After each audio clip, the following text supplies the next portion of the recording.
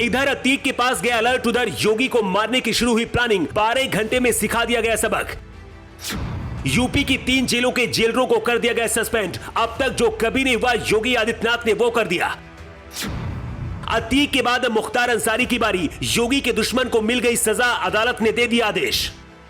इधर अतीक के बाद मुख्तार को ठिकाने लगाने के लिए यूपी पुलिस तैयारी कर रही थी। उधर सीएम योगी को मारने का ही कुछ लोगों ने प्लान तैयार कर लिया। यूपी में माफिया और अपराधियों को पता है कि जब तक योगी है तब तक उनकी जिंदगी नर्क से भी बदतर रहेगी।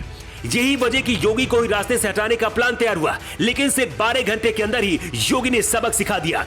एक तरफ जहां कोर्ट ने आदेश दिया, वहीं दूसरी तरफ लखनऊ के सीएम आवास से एक आदेश टाइप हो रहा था।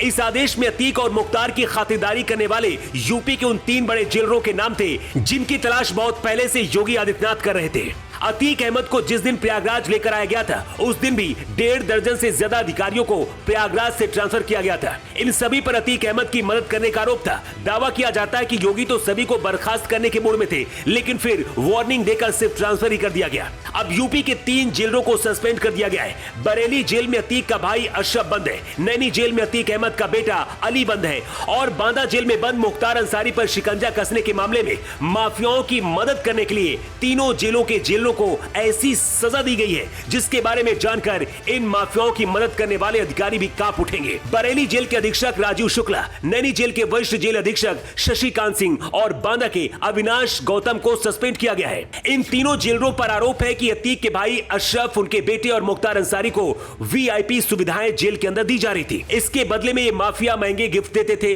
कुछ दिन पहले बांदा की जेल से मुख्तार अंसारी का बेटा अब्बास अपनी पत्नी निखत के साथ जेलर के कमरे में पकड़ा गया था। इससे आप समझ सकते कि इन अपराधियों को किस तरह से लग्जरी सुविधाएं मिल रही थी।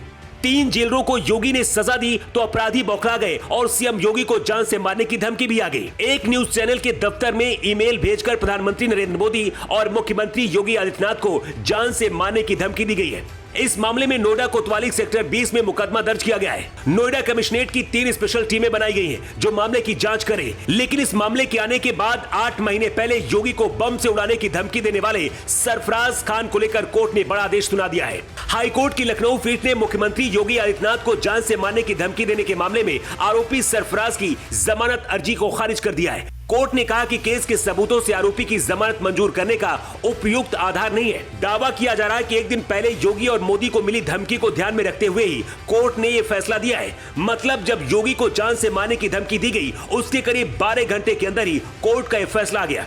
अपराधी कुछ भी कर ले, लेकिन योगी राज में उनका बचना नामुमकिन है।